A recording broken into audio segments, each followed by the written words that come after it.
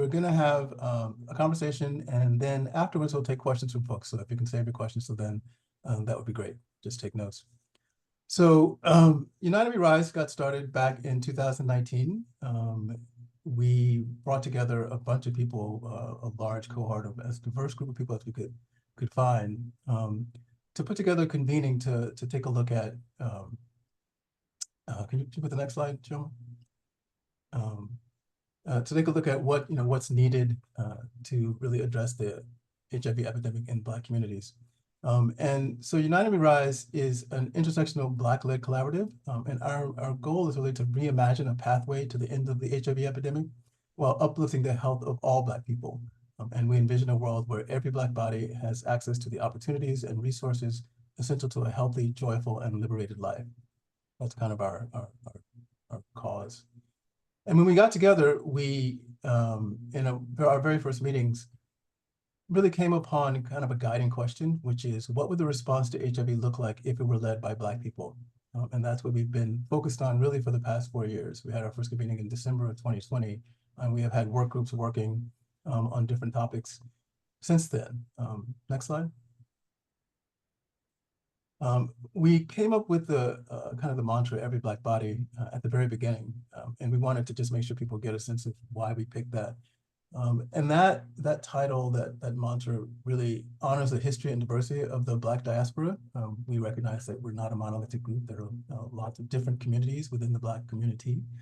And we felt that every Black body embodies a collective liberation from systems that do not value us and the internal struggles that they sometimes engender between us.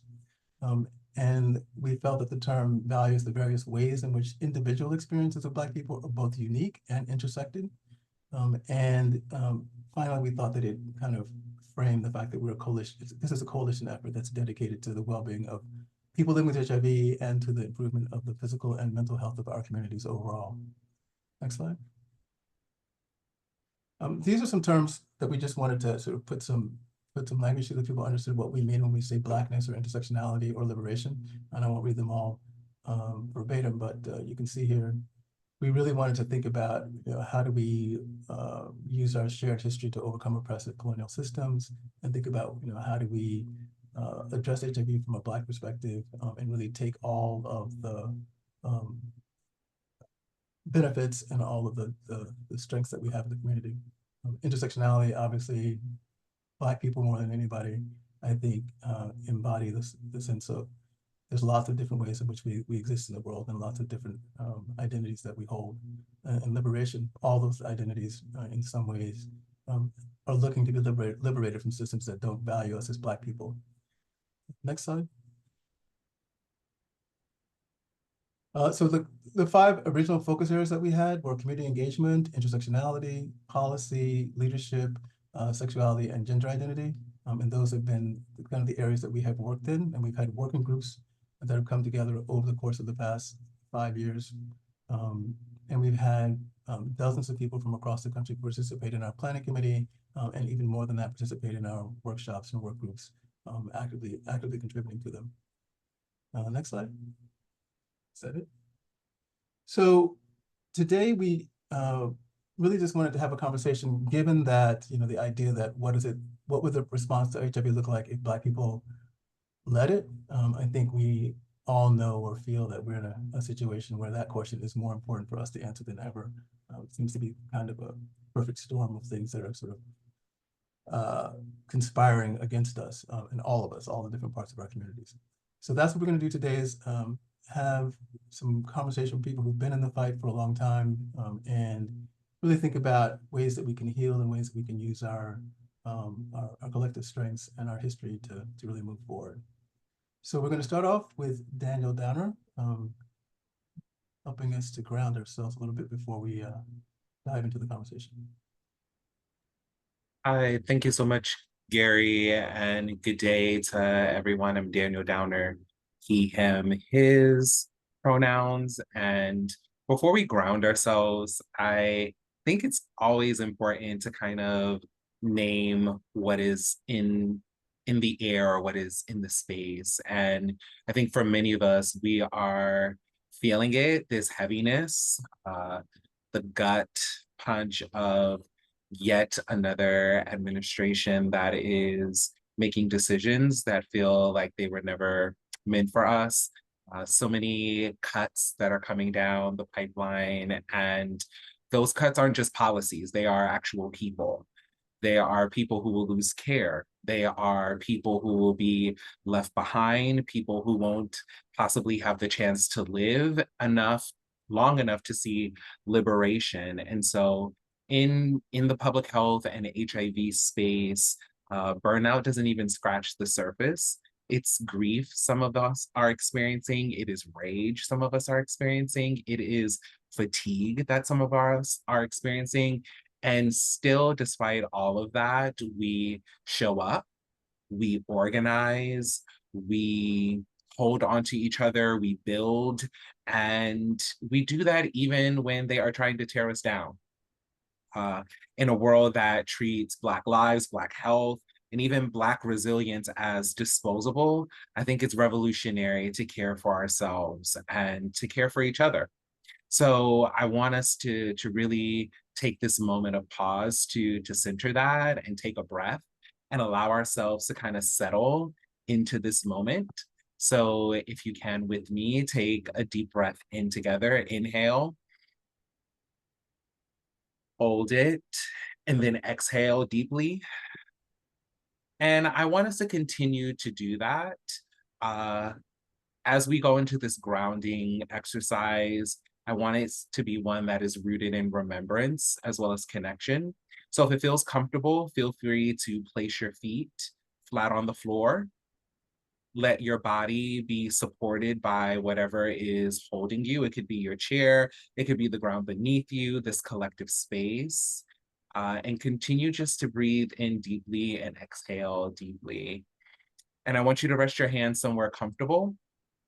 That might be possibly in your lap. It might be on your heart. It might be even just over one another. Whatever feels good and whatever is able to help ground you in this moment.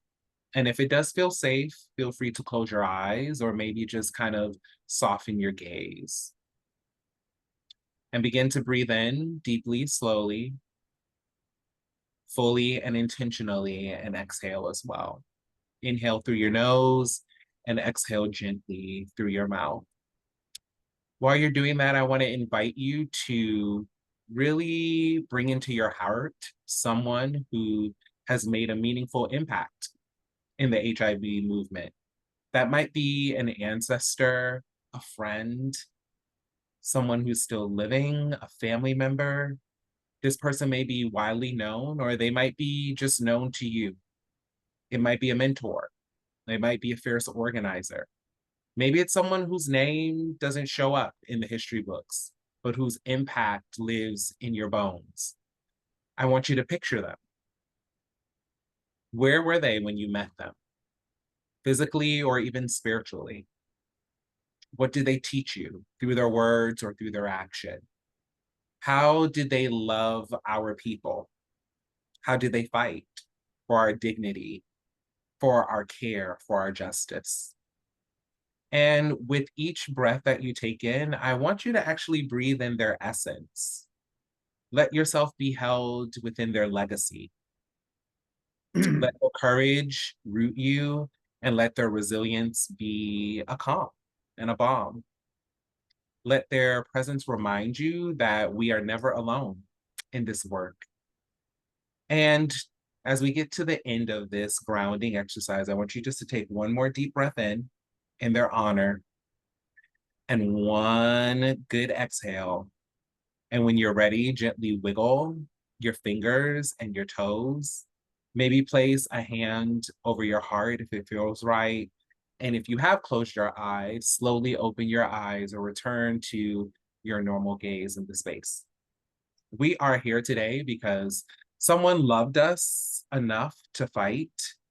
And now it's our turn to carry on that torch with care, with community, but also with clarity. Thank you so much for joining me in this grounding exercise.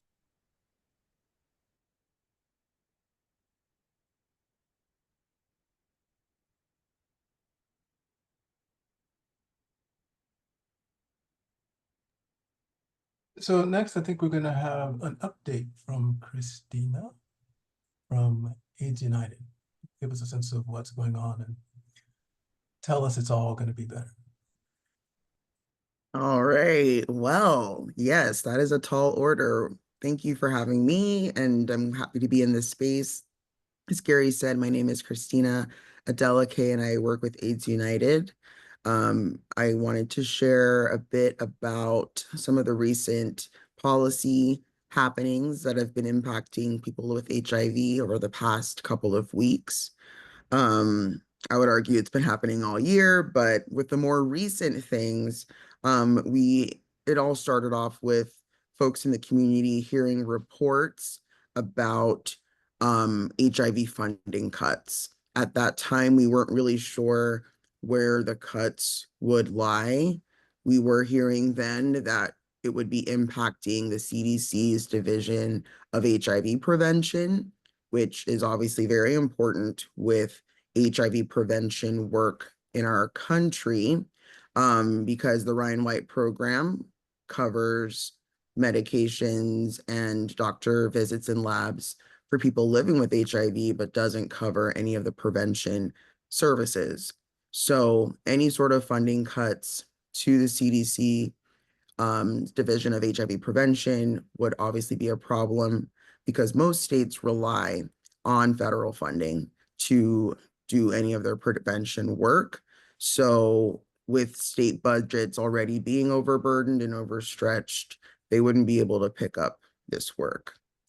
Later on, we also found out about a memo that was released that stated that there was going to be a reduction in workforce. We're using the acronym RIF, which stands for reductions in force, which is essentially a shrinking of the workforce over at HHS, which is the Human Health and Human Services, which houses a lot of our healthcare programs and departments like the CDC, HRSA, etc.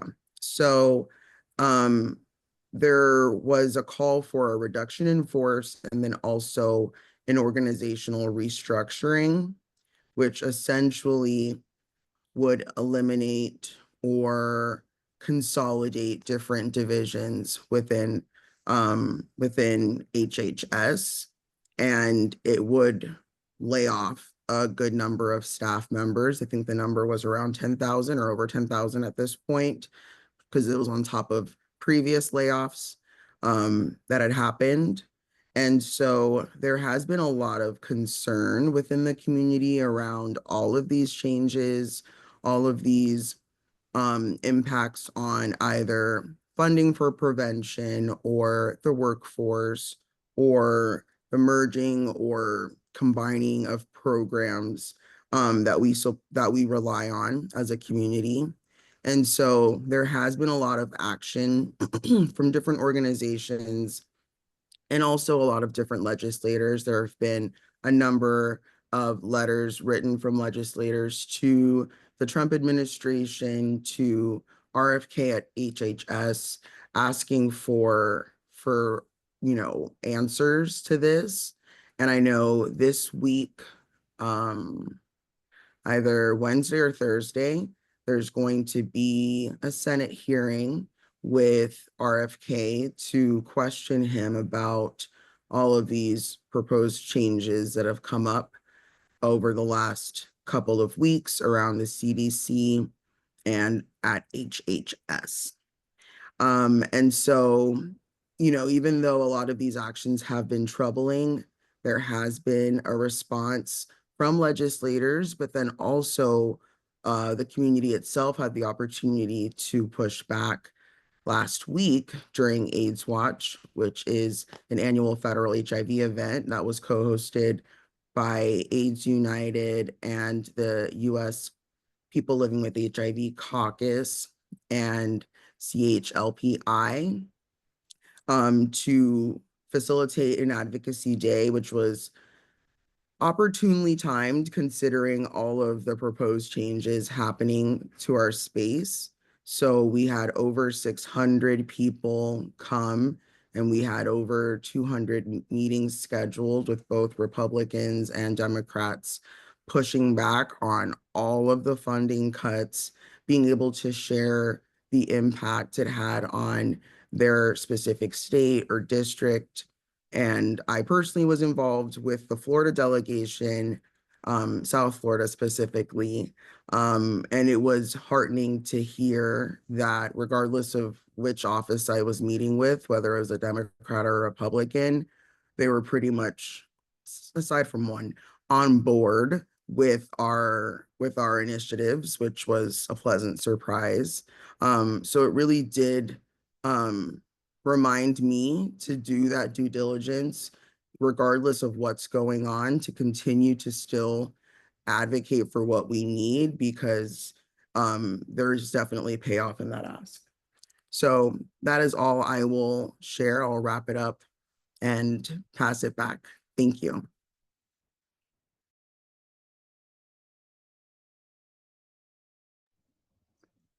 Well, thank you, Christina, for that policy update. You know, as we all know, you know, there are a lot of changes that happen every single day, and it's really important to have people on the ground, such as yourself and other folk, who can follow that and give us all some perspective on um, how we can all make a difference with our advocacy, especially during times such as now.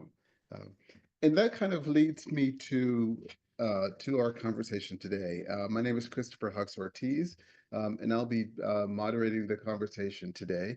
And I'm really, really pleased to be able to do that on behalf of every Black body and United We Rise.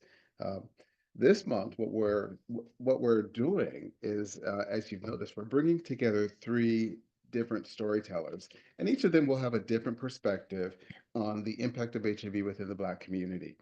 Um, what we're hoping to do during this time together is to kind of journal the history of HIV, particularly its impact on the epidemic on Black communities, starting from the early '80s when HIV first developed or became something that we were all aware of.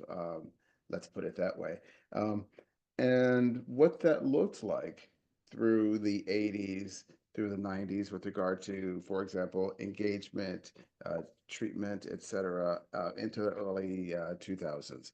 Um, each of the panelists are going to speak to a little bit different aspect of that, both personally and professionally. And you know, once we get to the end of the conversation, then we'll have an opportunity for questions and answers. Each of the panelists will get somewhere between 5 and 7 minutes. Um, and uh, and so with that, first of all, our panelists will include Ronald Johnson, Lisa McKinley Beach, and also Kim Kennedy, three wonderful, you know, powerful folks in the work. And so we're going to start with Ronald. So Ronald, I'm going to hand this over to you, and you can go ahead and begin to share with the rest of us. Thank you. Thanks, Christopher, and thanks to all of everyone on this conversation today that I'm hopeful will be insightful and illuminating collectively in terms of looking at the very important challenges that are before us. And Christina laid the groundwork with giving us an important update on where we are politically and the policy.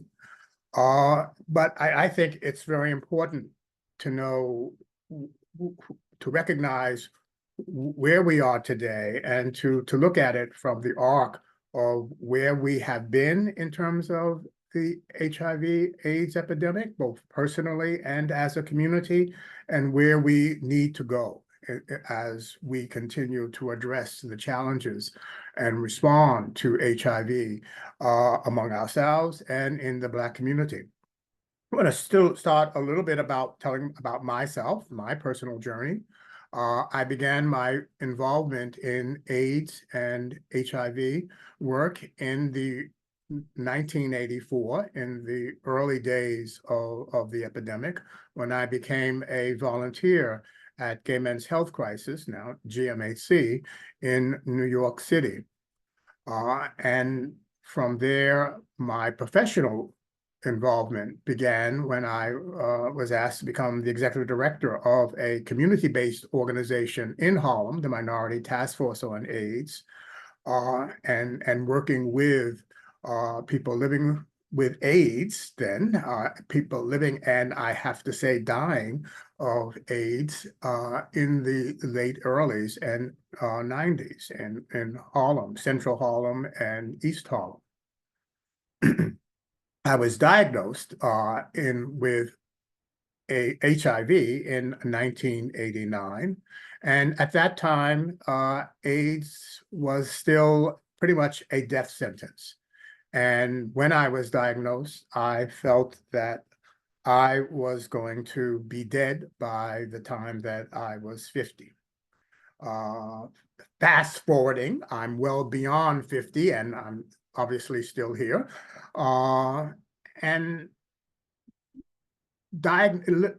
being an older adult living with HIV and recognizing that when I was diagnosed in 1989, the very concept of long-term survivor and older adult was not in the purview. There was no such thing as long-term survivor, and the concept of being an older adult living with HIV was unheard of, quite frankly. And then looking at the Black community, and I'm speaking mostly from the perspective of New York, but also nationally, and the journey of HIV in the Black community. And I would say that journey going from wide-scale denial and stigmatization that we saw in the 80s and 90s to increased recognition and where we are today, which I would say is broad awareness of HIV and progress made, but still very challenges, both challenges within our community and the external challenges. In the early 80s, again, the kind of denial that was present, and I would kind of highlight that as highlighting the stigmatization of gay men, and particularly Black gay men in the early 80s, and the stigmatization of injecting drug users. When I was working in New York and had an opportunity to talk about AIDS in Albany, the state capital, to Black legislators, I was advised not to talk about the gay thing. And, you know, as a Black gay man, how do I talk about, and knowing that Black gay men were then the most impacted community, how do I talk about HIV without talking about the gay thing? But that's what I was asked to do. Also, the stigmatization towards injecting drug users, I said the strong opposition within the Black community at that time to needle exchange. And the denial among Black churches were the highlights, and disturbing highlights, but the highlights that we have to recognize that is part of our history. And then moving into the 90s, where there was growing awareness, a growing recognition of HIV within the Black communities. And I would, in that sense, highlight the work of activists at that time, people like Phil Wilson, Craig Harris, Vanessa Seal, the Reverend Ed Sanders, Rashida Abdul-Kabar, Reggie Williams. These people were activists working to increase the awareness, the formation of the National Minority AIDS Council. And so you had in the 90s, attitudes began to shift. The recognition of HIV and AIDS was greater. and the realization of the impact of HIV, not only on Black gay men, but also on Black women, and realizing that Black women were the second largest population group impacted by AIDS. And then when the definition of AIDS changed in 1992 to recognize AIDS among women and the diseases that affected and were associated with HIV, such as cervical cancer, increased that and further increased recognition of HIV within the Black community. And going into the 90s, where with, again, activists, Cornelius Baker, helping to increase our recognition and the importance of HIV. And yes, Katrina Haslip, thank you, Vanita, for raising Katrina up and her work and the role that she played. And the younger activists that were coming on board in the 90s, the work of the Black AIDS Institute, the work of Balm and Gilead, and as I said, Panessa Seal, in getting churches to move into a greater recognition of HIV and AIDS. And so moving to where we now getting into the treatment era and the challenges of getting access to care, and we are still confronted as we go into the 2000s and where we are today with the many challenges, with the disparities. And I would highlight, for example, the disparity in the utilization of PrEP, where Black people in general and Black gay men have such a low utilization compared to the white community of PrEP. The disparities in access to care that still confront and challenge where we are. But so we have gone from, as I said, wide-scale denial and stigmatization to a greater awareness and understanding, and to recognize the role of activists, Black activists, men and women, who made that journey and brought the community from that wide-scale denial and stigmatization to where we are today, where there is broader awareness, but still mindful of the many challenges that we have both within the Black community and the external challenges, and the threats that we're seeing today that mar the progress. But we know that this epidemic will not end until it ends within the Black community. And when we end the epidemic, we still need to have services for those of us who are living with HIV. The epidemic will not end the need for services, and the Black community must be a pioneer and continue to make sure that prevention exists and health and treatment exists for the many decades ahead, because we will still have the Black community dealing with HIV in the 20s, 30s, 40s, and beyond this century. Thank you.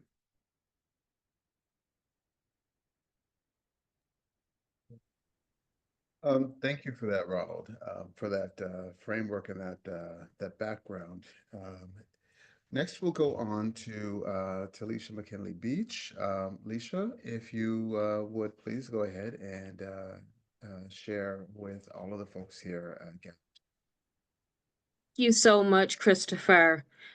Hearing Ronald take us down memory lane was so emotional for me, because there were times when those folks who were now our elders, they were young advocates themselves, and fighting some of the same fights that we are now positioned to fight to this day. Doing this work takes a lot of courage.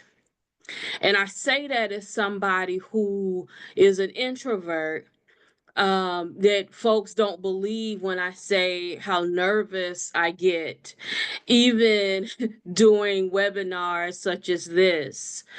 I like to believe that some of those nerves come from wanting to get it right, wanting to inspire and uplift, wanting to share a message that hopefully resonates with people so that folk feel like I'm not in this alone, right? Someone else is going through what I'm going through. Somebody else understands the need to stand up and be courageous. I've had the opportunity through the past 34 years of my HIV career, one of which started as a 17-year-old student at the University of Florida. Go Gators. Literally go Gators tonight in the championship basketball game, but we talking about HIV. I'm gonna stay on task. um, but being that 17-year-old student, nobody could have told me what the next 34 years of my life would be like, trying to serve and ensure that people who look like me would have access to the same medication, whether it was to prevent new HIV diagnosis or whether it was to achieve viral suppression and remain at that level. The level of racism that I would face, not outside of the HIV workforce, but inside of what is supposed to be a collective movement. I remember early in my career in Northwest Florida, sharing with HIV leadership that happened to be all white, that looking at the surveillance data, you're seeing this major shift in HIV diagnosis among Black people. And one of the leaders there said that there was no need to change as I was advocating for not even a Black, but a minority AIDS task force for Florida to address what was an emerging population. And finally, in outrage, this person hit a desk and said, fine, if this is what you want, fine, I will give you permission to create a minority AIDS task force. And then these people that you are fighting for, they're going to come to the meeting, they're going to eat chicken and watermelon and scratch themselves. And you will see that you are still fighting alone, not external. But internal is one of the highest paid positions in HIV. So when I talk about racism in the movement, this is not about what I heard. This is about what I know and what I've experienced and what I've lived through. Being a Black woman hired within state government, and at a time when there were no Black gay men within our program. Florida had always been in the top 5. And here we are talking about the needs of same gender loving men. And yet there's no Black gay men to represent that lived experience. And so as I became an ally because of the places I got invited to, what an honor it was to hear from my brothers and my sons that I could be an honorary Black gay man because they have seen my advocacy and they have seen the courage to step out. What was so interesting, and I hear this, it's so interesting to me how people try to tell your story and they don't know where you've come from and they don't know the sacrifices that you have made, because there has been a season in my life where even women would say she only cares about Black gay men. You know, don't have her as a speaker because she don't represent women. And to come full circle and still hear some of that today, but not about Black gay men, but that I only represent Black women. She's only an expert when it comes to Black women. Well, let me let you in on a little secret that as a Black human being, when we have the opportunity to get in places and spaces, even in this precious moment, we have to represent our whole collective. That is Black people in all of our diversity. And it takes courage. It took courage to stand up to say that this public health infrastructure does not serve Black people well. It never has. It was never designed for us to be well. It was designed to keep creating these type of programs so that industry made money off of the off of the backs of Black people. But we never reached that wellness, that holistic approach. And now here we are at a crossroad where we see the dismantling of a public health infrastructure. And my heart goes out to all of our friends and colleagues and neighbors and co-workers and those that we love and those that we don't love, to be put in a place where they can't sustain their livelihood, to be put in a place that some of us know all too well what it's like to be unemployed because of this simple phrase of we're going with the most qualified candidate. This administration building this model around why there is this destruction of DEI because we want the most qualified people. But here's the thing, we have always been the most qualified. We have always been the most ready to serve our community. We have always been the ones that have gone 1,000% because it was more than a paycheck and more than a job description. It was from a higher calling, a greater place of courage. And so as we continue this conversation, I ask you to think deeply about not what the headlines are saying, not the 1,000 emails that come every day about we've lost this or this has been cut, because we have been here before. But what I want you to center is, what are we, the collective Black community? What are we going to do about it? Because we got all the skill, we got the power and the intellect. Do we have the will to build something beautiful from the ashes that will be left from this moment?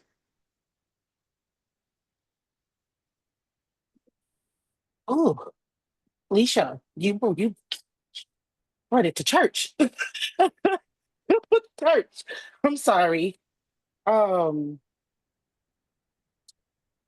you just had me rethink everything that I was just about to say, and I just want to say thank you. Um, thank you for having me here. Thank you for it was a reset. Honestly. So my name is Kim Kennedy. And again, I just got thrown off from everything, but it made me think about growing up. I've been living with HIV for 38 years. And what that looks like is it was an emotional roller coaster, a struggle. This is from somebody who was born positive, where there was no hope at that time.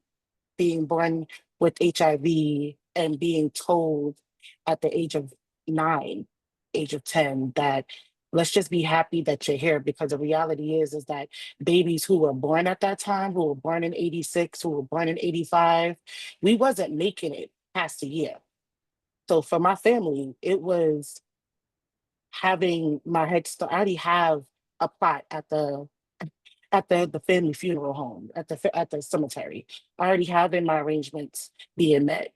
Already planning my funeral by the age of 13.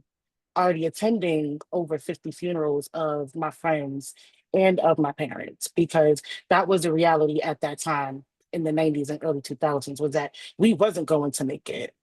And then by the time that we did and we kept going, it was just, all right, they're there. And everybody kind of forgot about us, to the point where we had to mobilize later on. I've been doing this fight since the age of 12 and didn't even realize I was fighting something that was bigger than me. At that time, at the age of 12, this was me just asking questions at SUNY Downstate to one of the head doctors at Handelsman and asking him, like, why me? Like, why is it the fact that I'm still here? At that time, I'm still actually right now a non-progressor, somebody who was also known as an elite controller.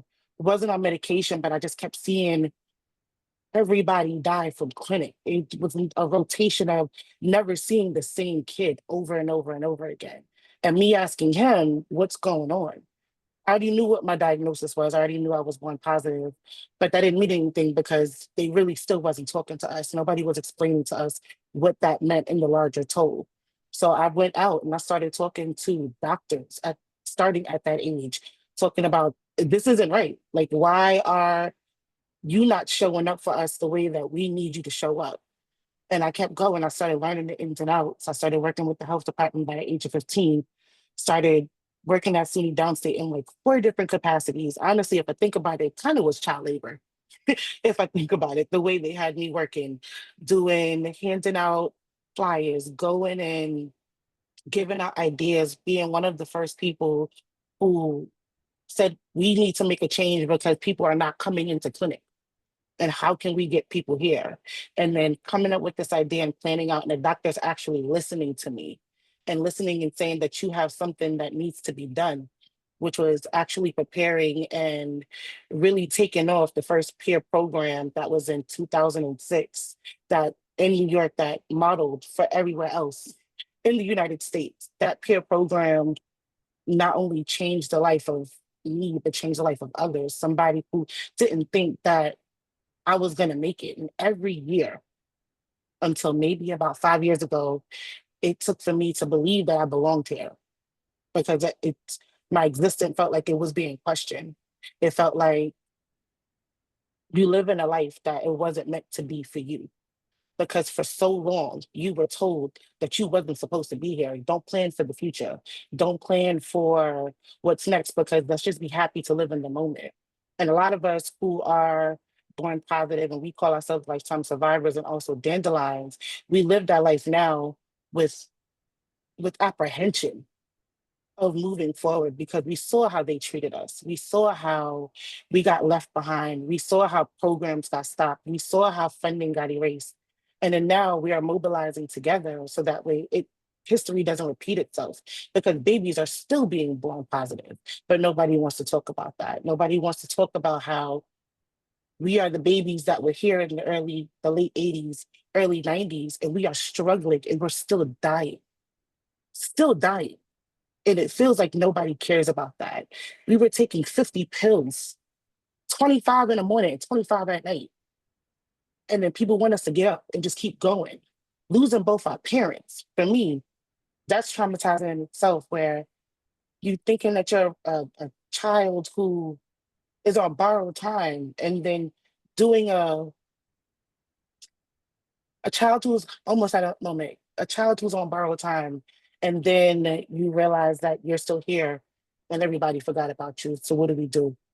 And I'm not saying that my story is a miracle, because it's a 13,000 other people right now who are lifetime survivors, or also known as dandelions, who are up here, and we're fighting every single day, making this movement for us, by us, so that way people can hear our stories and know that we still exist and know that we dropped the ball. And right now we try to create these programs so that way we can continue.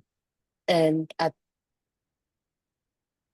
it gets to a point where it gets sad and it gets disheartening to see how everything is happening. But I also remember the leaders that was here before, like Haidia Broadbent, who paved the way.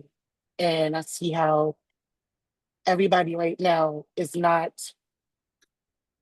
getting emotional because it's been a long time of not being able to fight and then keep going because of all the stuff that you've done and felt used by the systems, by the people who are supposed to be in power. And right now, it kind of feels like we're back in that same space. But I've been here before, and I know that that's not what it's going to be. I know that we are going to pull through. It's just we're in a hard spot right now. We just kind of got to push. So I'm going to stop right here because I realize we got to keep going.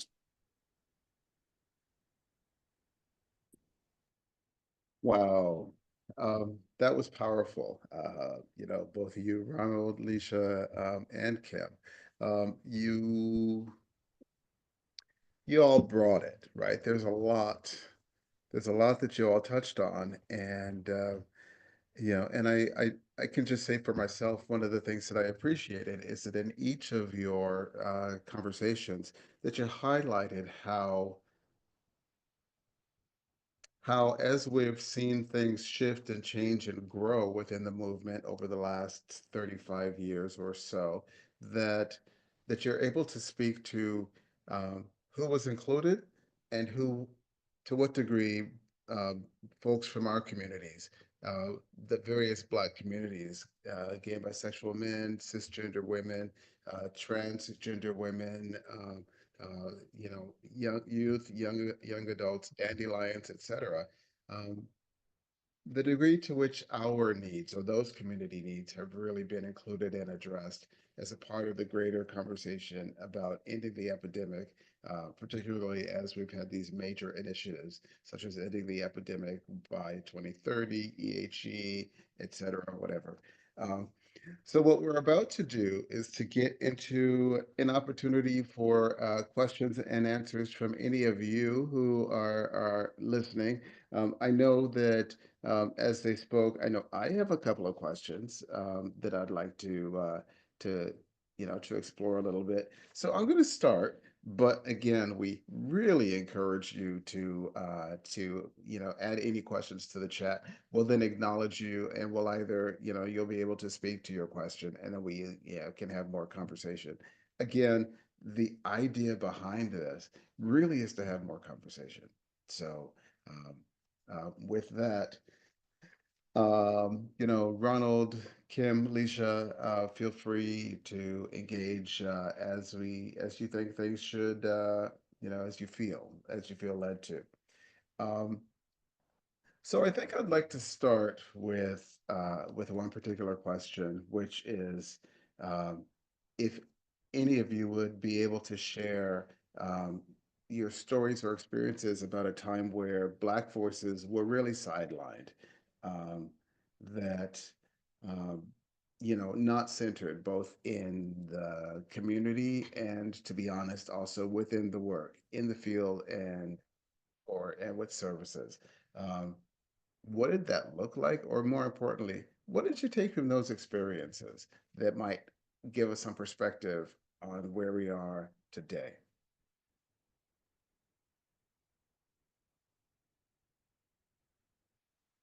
And I know that was a college exam question, so just just pick it apart, and whatever you have to share, that would be fabulous. Thank you. Well, I'll take a crack at starting, Christopher. Certainly, I would go back, as I said in my remarks, to the mid and late 80s and early 90s, where there was a lot of silencing and being silent about HIV.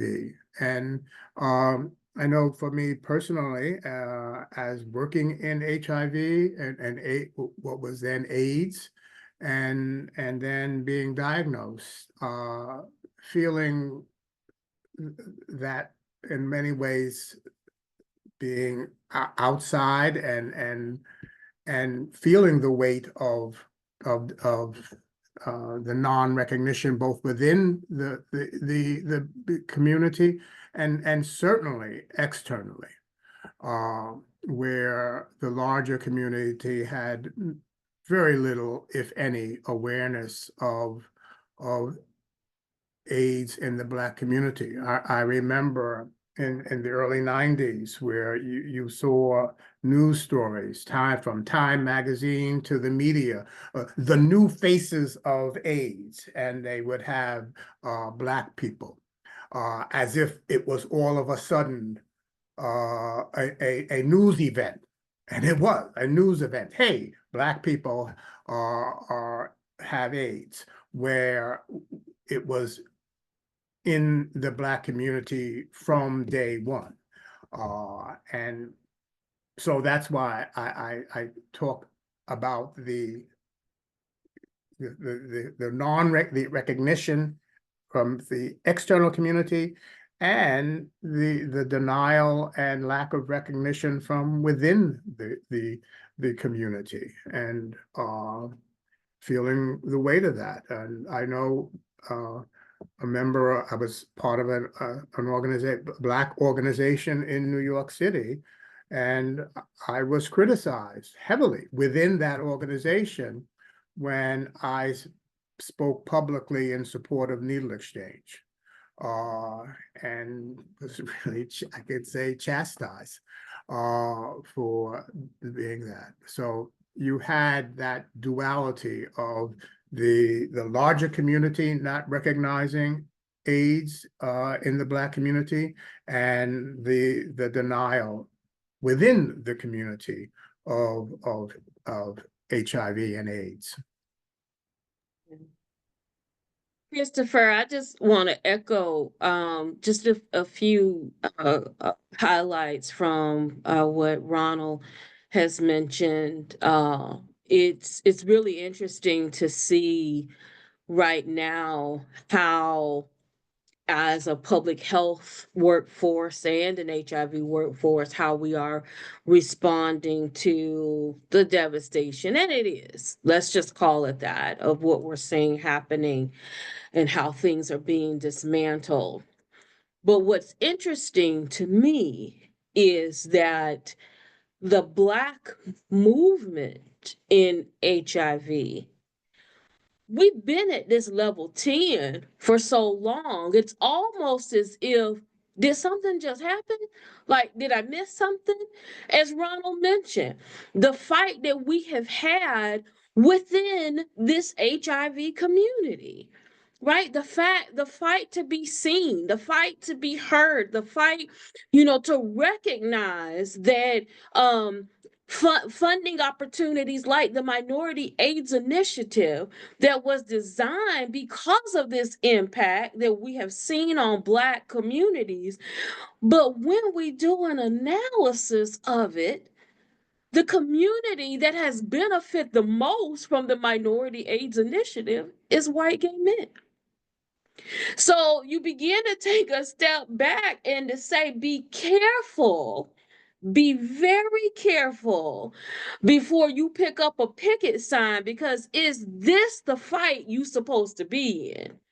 Right? And I'm not saying that in terms of what we see in people losing their jobs, but everybody that has a movement and a march within this HIV workforce right now, their movement and their action is not all about benefiting Black communities.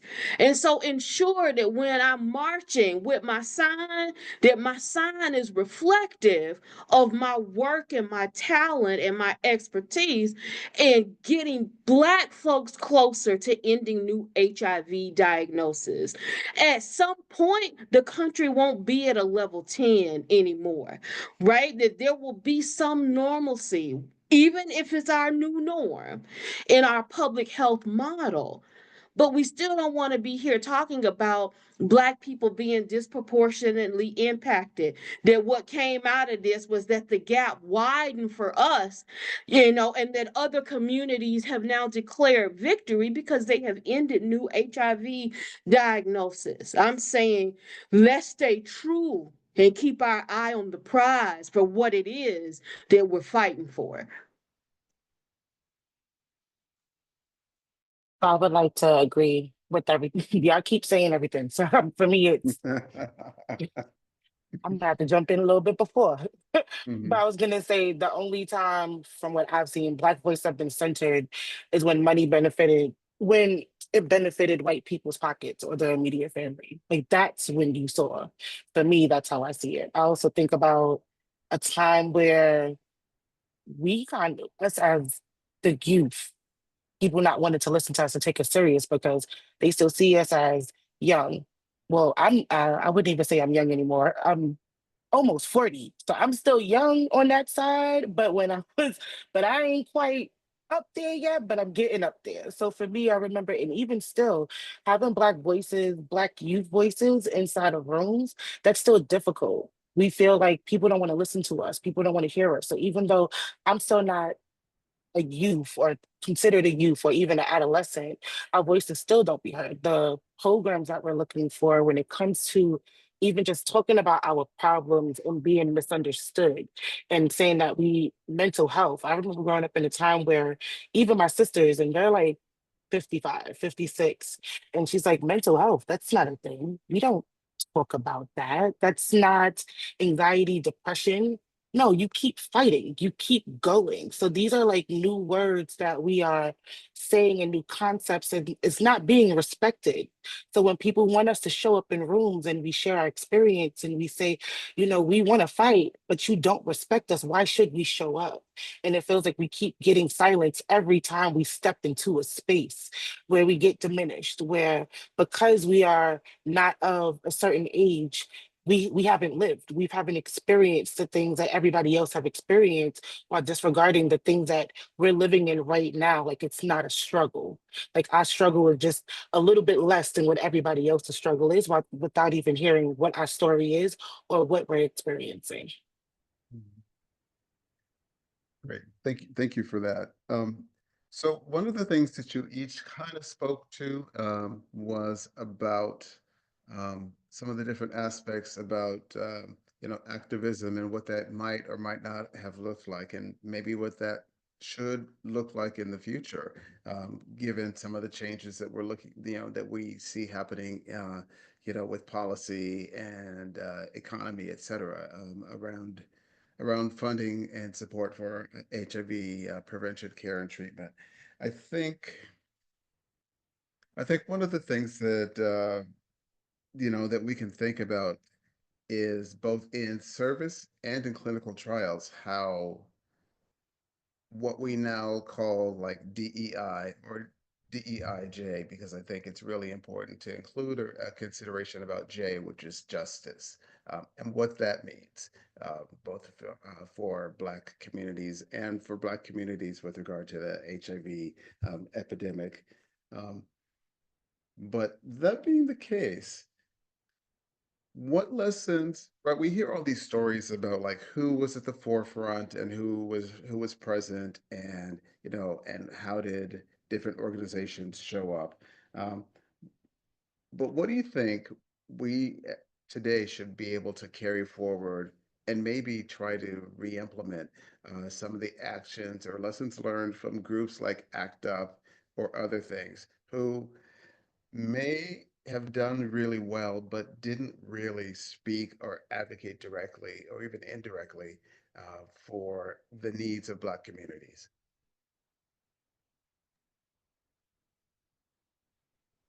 I'm gonna chime in, and Kim, when I hit that 60 seconds, say stop, Miss Leisha, because I got something to say, right?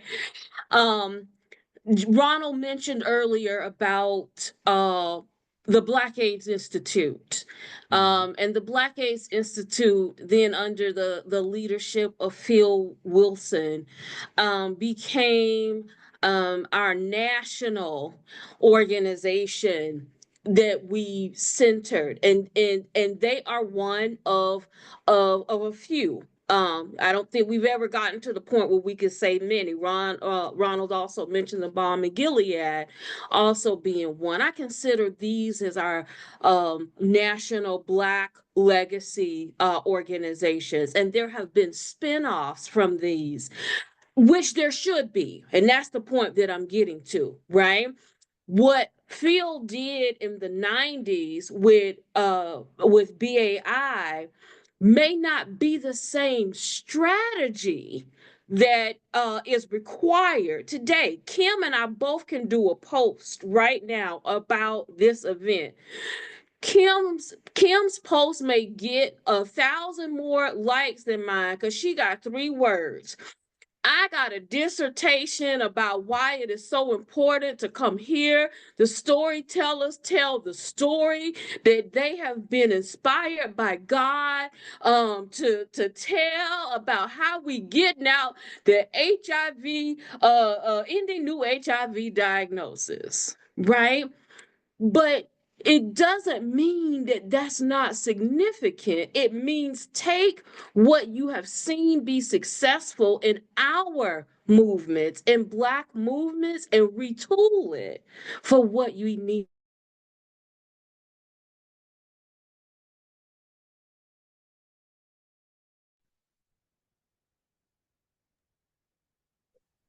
for today. The blueprint was more than 60 seconds. I know that, but go ahead. Yeah, no, Alicia, it just you froze up for a minute. The point that you just noted, right, about taking what we've learned, what are the lessons that we've learned from the work that we've done? What are the lessons that we learned from activism before? This is going to give my age away. But before before Twitter and Snapchat and all of these ways in which, with the computers we carry around in our pockets, that we organize today, like what are the lessons that you think, or things, Leisha, Kim, or Ronald, when you talk about retooling, what do you think that might look like?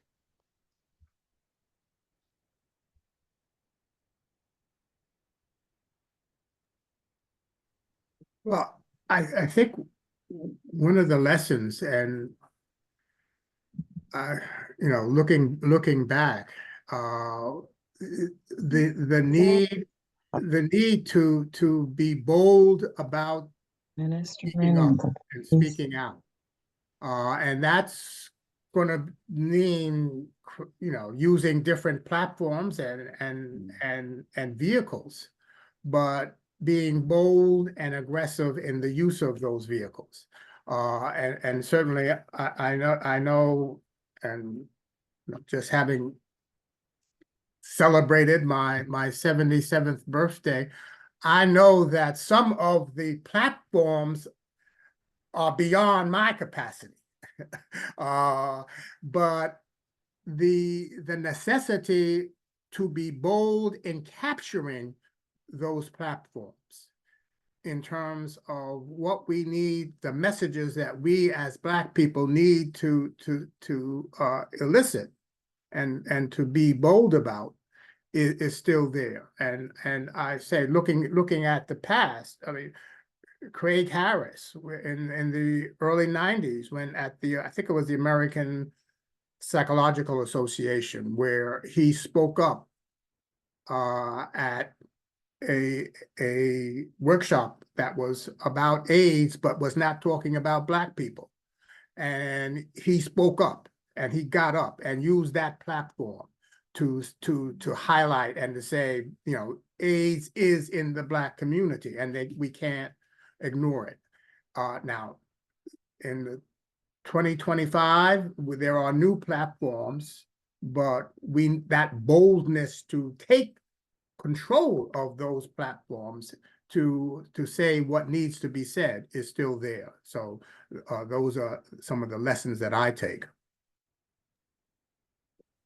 So when I think of the lessons, I think of allyship, being more intentional about the relationships that in conversations that give people purpose. I think that's something that we don't really think about is and I see it more so of I'll speak on my perspective in the groups that I'm in. We are fighting to have these conversations and link up with different people and different organizations. And it's been a struggle because it's a lot of the lessons from what I've seen from before. It's like AIDS Alliance, giving people the information, training them on what the laws was back in like the early 90s and 2000s. And then now we don't, a lot of spaces aren't built the same. It's not structured the same, where a lot of us are like fighting to find out. Like it feels like a secret underground kind of mission right now when it comes to a lot of us in the youth or younger. The up young, I don't even know, we're the middle. I guess we're like the middle ground of like 30s. Don't even know what my age group is, like the 20s, the 30s and 40s, where a lot of us we experienced the stuff that was going on before. We I was trained by people who saw that I wanted to make a difference and give me that training, telling me who my legislators were, how to go speak to them, how to show up. A lot of that isn't really positioned in a way for people my age, or they don't know where to go for that. And it's like we all have to, like we're whispering in each other's ear. And I feel like the allyship comes from the elders. It comes from those who have experienced way more, like Ronald, being here. You're 77 and you have lived, and not just lived a life, but like experience. That experience needs to be encapsulated and brought to others. Because I think for us, we don't have that knowledge. And then there's people who don't know the knowledge or don't have experience that I've experienced where they would never live that life. And then those are the people that's after me, who was positive in 2010 or even later, who don't know what you know, or even Nisha, or even Vanita. Like those stories, those experiences, that's what we're missing. And I think that just by having this conversation today and talking about the history, talking about was and talking about how we can bring that back and then actually use that, learn what worked and learn what didn't work, I think that would make a big difference moving forward. That's what we're missing, that allyship to bridge the gap from those who are older and have lived and experienced to those who are younger and trying to make a way and then actually helping us. But we're giving you your flowers and saying we want to love, we want to know, we want to be the next people moving up. If we already aren't those people, those leaders showing up in our spaces, but we want to be that for y'all. Christopher, there was an organization that reached out to me 2 years ago in um, G- Ghana. I don't know what's happening with my internet, so I got to be 30 seconds for sure this time. And they reached out to me from Ghana, and I've worked with them for the past 2 years. I told them, I said, I don't have any international experience, but what I can do is to share with you what I do. And you take that and you make that work for your community. And so when they were impacted by, all these cuts to PEPFAR and things, and we're talking, one of the things that they said that they wanted to do that could be immediate was to ensure that the mothers who were nursing, who had been diagnosed with HIV, had access to formula. Right. And Kim, you telling your story just reminded me of how we can take what we know and be able to apply and celebrate. And I want this is my last comment here about celebrating our micro wins. Right? So much of what we have needed in HIV, we haven't been able to go and get it all. And we definitely haven't been able to go and get it all at one time. But you can't just keep fighting and fighting and fighting and don't take a step back and celebrate. Well, we got this part, right? And let's pause and honor that. But Anyway, they knew something that they could instantly do was to have formula for the moms who have been diagnosed with HIV. And that's their contribution to prevent this next generation of babies who would then be living with HIV. I said, now that's a piece that I can help you with. And so folks have donated so that they could then purchase the formula. The point to that story, I'm glad you asked. Everybody on this webinar has some talent, has some gift. You hear, right? Because your gift is connecting with our gifts. That's what I love about Black people. We find a way out of no way to make things happen. And we take that, right? What Ronald is sharing, Kim now has that as a part of her history. Ronald 70 something, I'm the sexy 50 something, Kim, bless her heart, little bitty baby something, and the three of us together, do you know how beautiful this experience was for me? Yes, Kim, don't be trying to figure out where you fit in. You still young, and as the elders would say, don't rush your time. Don't rush your time. You got still I'm not so much to rushing. give. Mm. I So, am not baby. rushing. I'ma still you baby Kennedy to me, and so much you have done as a baby. Do you know how much impact you will have on the world by the time you reach Ronald and my senior sexy age? Girl, we're so proud of you.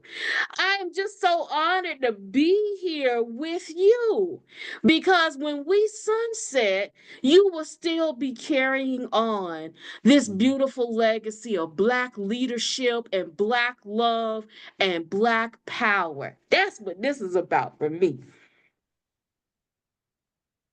Wow, that's And powerful. this, I think this shows the intergenerational aspect, and that is a part of our history as Black people. We have always been learning from those of us who are before us, our elders and our young people who are coming, and that ability to blend our voices. And I don't know if this was meant to be an intergenerational conversation, but the beauty of it is it is. Mhm. Amen. Amen. Well, I know that we're getting close to the end of our time, and God knows, I wish we could continue this conversation. But as we get close to closing, and then of course I'll hand it back over to my colleague Gary Daffin, who's going to at the very end, sort of wrap it up and talk about some of the next steps with United We Rise and Every Black Body, and what more you can expect about this series of couch conversations as we continue to move forward. But so at the International AIDS Conference last summer, they had a theme that wove through everything, which is putting people first, right? And that's with every aspect of HIV prevention, linkage to care, services, clinical trials, additional support services, these social and political indicators that we all hear and talk about so much. Um, so my last question for you all, panelists, is given that context of putting people first, um, what do you think that looks like? Just as an example, because folks show up in different ways. Leadership looks different in different ways. Each one of you, I see demonstrating different aspects of your leadership. Everybody present, excuse me, everybody present here today can demonstrate different aspects of your leadership. So including putting people first, and we're talking about Black people in this space, um, what are your what can we do? What do you like? What's an uplifting, inspirational point that you can leave us with about how we move forward um, in this work? Um, putting our people first and addressing the needs of the Black community. Well, Christopher, I'm gonna say this, just because I actually see my dear friend Miss Vanita Ray on. Vanita told me about this may have been 2 years ago now, at least a year and a half ago, about her feelings about us using the term ending the HIV epidemic, known to us as EHE. Does that mean that it's ending people living with HIV? I never thought about it that way, right? That wasn't in my space. We EHE and down, right? But when she said it as a trusted voice, let me give that disclaimer. She is a trusted voice to me. I started using the term ending new HIV diagnosis because that's what it's about. If we gonna get to the end of the HIV epidemic, we gonna do it by ending new HIV diagnosis. And I was at the biomedical summit last year, and someone came up to me and said, I noticed how you kept saying they kept asking you the question about EHE, and you kept responding with ending new HIV diagnosis. And I told her the story that I just told you. And I said, we have to recognize that sometimes, even when our heart is in the right place, we can do things or say things that alienate such important parts of our community. When it's brought to your attention and your conscience is raised and you still choose to do something that, can be harmful to other people, then that's on you. But as a people and as leaders, we have to find ways to be inclusive because we truly are all we got. And if you lead from that place, you will find yourself celebrating those micro wins and bringing the rest of us along with you. Absolutely. Amen.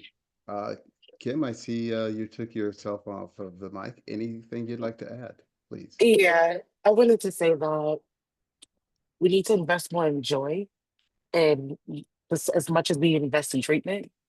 There's a separation of we it's I know it's so easy to look at the bad stuff that's happening. This world is crazy. But for just by thinking about centering the voices of those who lived a story and like study it, have that, think of talk about what's the and I think for me it's more so because a lot of the stuff that I do is more passion based, more pleasure based. And that's something that we don't discuss, we don't talk about. And I feel like that if we really focus on that, that it would change how we are moving. Because a lot of the times we move out of anger, and that anger, some I wouldn't even say anger, that love, because my husband actually said that you're not moving out of anger or fear, you're moving out of love, that passion. And I feel that if we can get that love, get that passion, get that joy, come together, really tap into that and move in a space that is actually celebrating life, we can actually make a difference. And I know it sounds cliche and it sounds cheesy, but honestly, that is what's been getting me through, living the life that sometimes feel like, why am I here? And am I making an impact? And I know, Leisha, you said that it's in another 20, 30 years. And I see it now. I'm not even gonna say like I don't know the impact that I have right now to this day.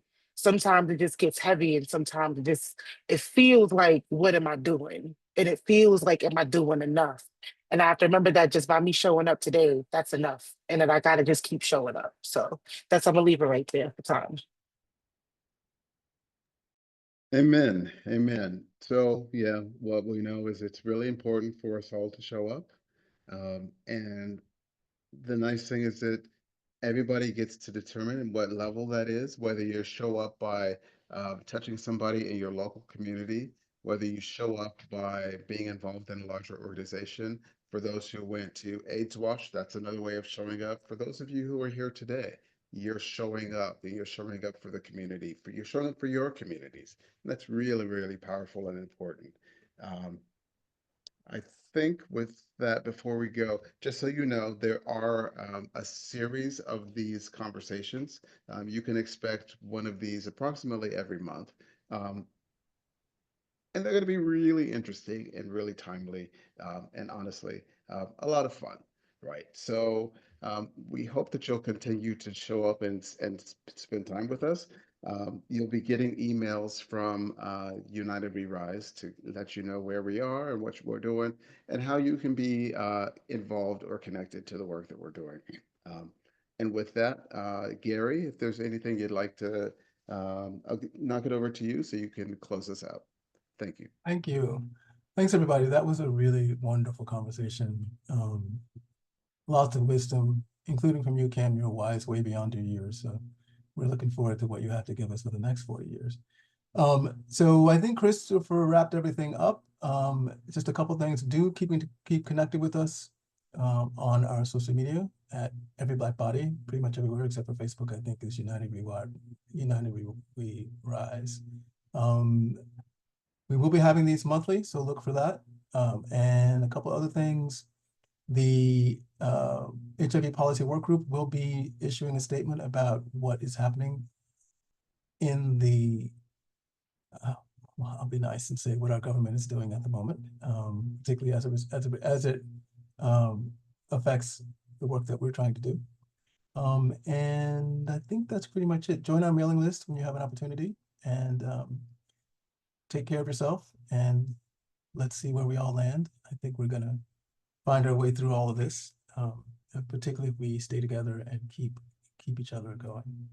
So thanks, everybody, and have a great rest of the week. Right. Thank you, everybody. We appreciate your support.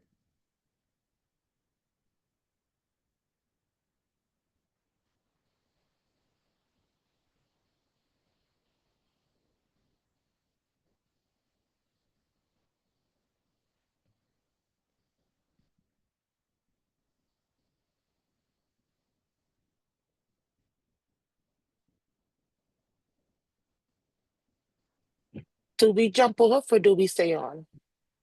I I'm just sure want, you guys can log Krista- off. Yeah, you guys Okay, can I log off. wasn't sure. Yeah, Okay. I was just waiting to see if you guys wanted to tell me anything. no, Yeah. but Oh, no. thank you, Oh, Christopher. Well, That was yes, I very was just good. gonna say thank you to all thank of you, you guys. Christopher. That Alicia left. Thank you to all. So inspiring. I'm always like blessed to hear you guys' perspective. So thank you all so much. Bye-bye. Great. Bye. Thank Bye, you. Thank guys. you.